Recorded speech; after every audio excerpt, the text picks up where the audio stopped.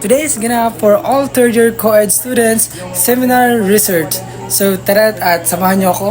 So bumaba nga pala muna ako dyan para bumili ng breakfast syempre.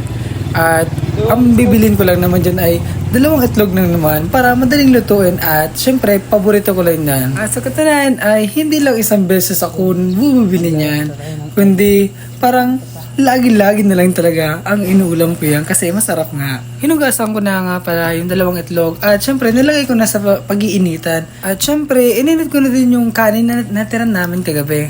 At habang hinihintay ko sanang maluto yung itlog ay napaisip ako na ayusin ko na lang muna yung gamit ko para kapag naluto na ay kakain na lang ako. At naluto na nga at syempre hahaluan natin yan ng pambansang recipe at so kakain na ako. Sa mga magtatanong kung bakit itlog yung binili ko kasi yan naman talaga yung lagi kong binibili. Kahit naman may mga masasarap na pagkain na pwedeng bilhin, ay yan talaga yung binibili ko. Ewan ko ngayon kung bakit eh. Okay, last bite. At syempre, magtututbrush na ako dyan kasi nakaligo naman ako. Kaya magbibihis na. So, time check muna tayo. Good morning pala. 6:46 na AM pala. At pagkatapos ko nga pala magbihis ay umalis na ako at syempre, pupunta na ako ng Katsu. Palabas na nga pala ako dyan ng boarding house at yan, nakalabas na ako at papunta na ako dyan ng Katsu.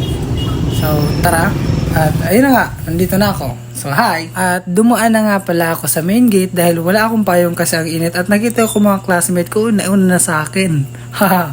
So, entrance para sa mga pogi. Lang at nandito na ako guys at syempre, ang unang gagawin ay mag-a-attendance syempre. Kaya pala niya guys, meet my classmate. Hello guys!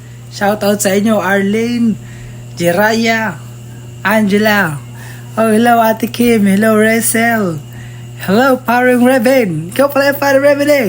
Parang Reben. Hello Parang Ramon. Parang Ramon. Hello Parang Ramon. Ang papugi pa. Ano yan?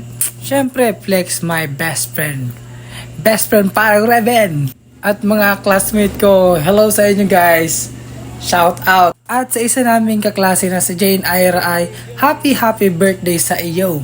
At hindi na pala ako nakapag-video dyan ng kung ano-anong mga ganap. Kaya ang huling maipapakita ko na lang sa inyong mga ganap o video ay yung pagsumba namin. Kaya panoorin nyo.